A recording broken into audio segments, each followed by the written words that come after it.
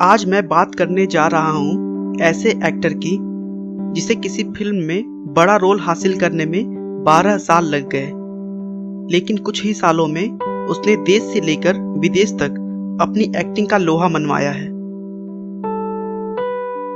नवाजुद्दीन सिद्दीकी का जन्म 1974 में उत्तर प्रदेश के मुजफ्फरनगर जिले के एक छोटे से गांव बुढ़ाना में हुआ था।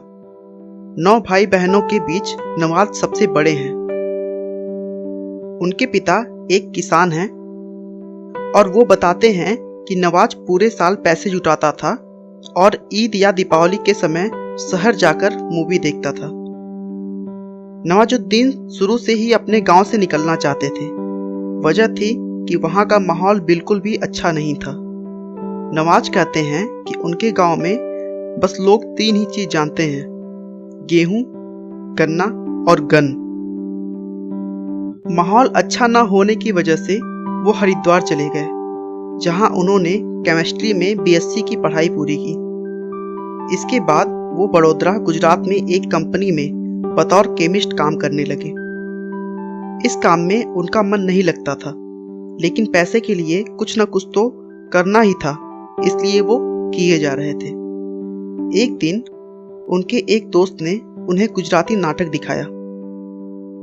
वह नाटक देखकर उन्हें मजा आ गया और उनके अंदर से फीलिंग आई कि शायद यही वो काम है जिसे करने के लिए वो पैदा हुए हैं, पर आज तक समझ नहीं पा रहे थे।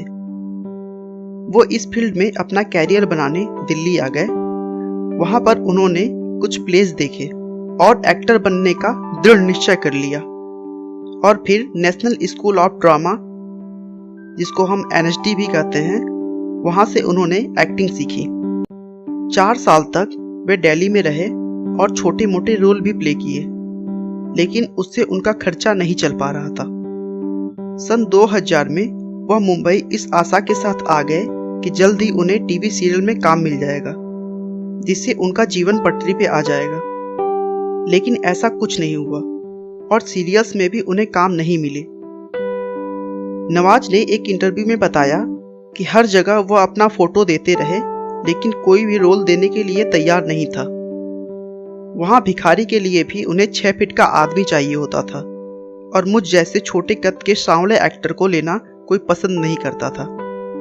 नवाज के पास अब बिल्कुल भी पैसे नहीं बचे थे, इसीलिए उन्होंने नेशनल स्कूल ऑफ ड्रामा के एक सीनियर से पनाह मांगी और उसने एक शर्त पे उन्हें अपने वहां रखा कि घर का पूरा काम तुम्हें ही करना पड़ेगा।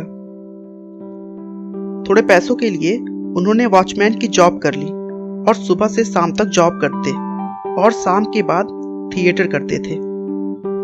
सीरियल में जॉब न मिलने के बाद नवाज ने फिल्मों में छोटे मोटे रोल खोजना शुरू किया।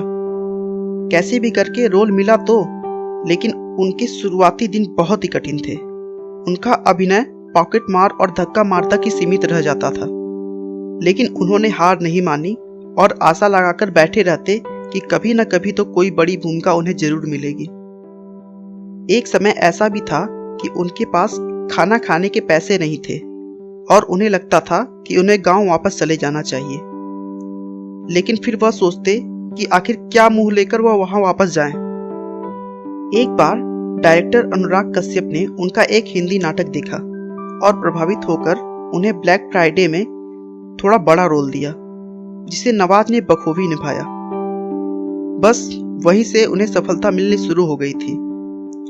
कुछ अच्छे और बड़े रोल मिलने की वजह से उनकी पैसों की समस्या तो काफी हद तक कम हो गई थी, लेकिन अभी भी वो संतुष्ट नहीं थे और अपना बेस्ट दे रहे थे। नवाज की जुनूनियत को देखते हुए अनुराग कश्यप ने उन्हें साइड स्टार से स्टार बनाने का सोच लिया और गैंग्स ऑफ वासेपुर में उन्हें लीड रोल दे दी। बस वहीं से नवाज ने पीछे मुड़कर नहीं देखा और इसके बाद नवाज ने माझी द माउंटेन मैन में अपने एक्टिंग का लोहा मनवाया। बजरंगी भाईजान में भी उनके सपोर्टिंग रोल को बहुत सराहा गया। उनकी कड़ी मेहनत और आत्मविश्वास के कारण न सिर्फ वह बड़े पर्दे पर छा गए, बल्कि बहुत सारे अवार्ड भी अपने नाम किया। नवाज अपने आप को स्टार नहीं एक्टर मानते हैं।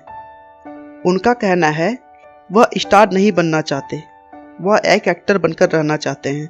क्योंकि स्टार बनने के बाद आपकी पहचान बन जाती है और आप आसानी से घूम फिर भी नहीं सकते। दोस्तों, नवाजुद्दीन में ऐसा कुछ भी नहीं था जो ट्रेडिशनल बॉलीवुड स्टार्स में होता है, फिर भी आज वो एक बड़े स्टार हैं। अगर आपको अपने सपने को पाना है तो कभी हार मत मानो, चाहे जितनी भी मुश्किलों का सामना क्यों न करना पड़े। बस उनसे लड़ते हुए आगे बढ़ते रहो। ऊपर वाला आपकी मेहनत देखता है और उसका फल देर ही सही लेकिन देता जरूर है। आपका बहुमूल्य समय देने के लिए बहुत बहुत धन्यवाद। इस वीडियो को लाइक करके आप हमारा मनोबल बढ़ा सकते हैं। मैं हर रोज एक नई मोटिवेशनल वीडियोस के साथ आता हूं। दोस्तों, अगर आप हमारे वीडियोस को मिस नहीं करना चाहते तो कृपया चैनल को सब्सक्राइब कर लें। आपको यह कहानी कैसी लगी हमें कमेंट करके ज़रूर बताएं। धन्यवाद।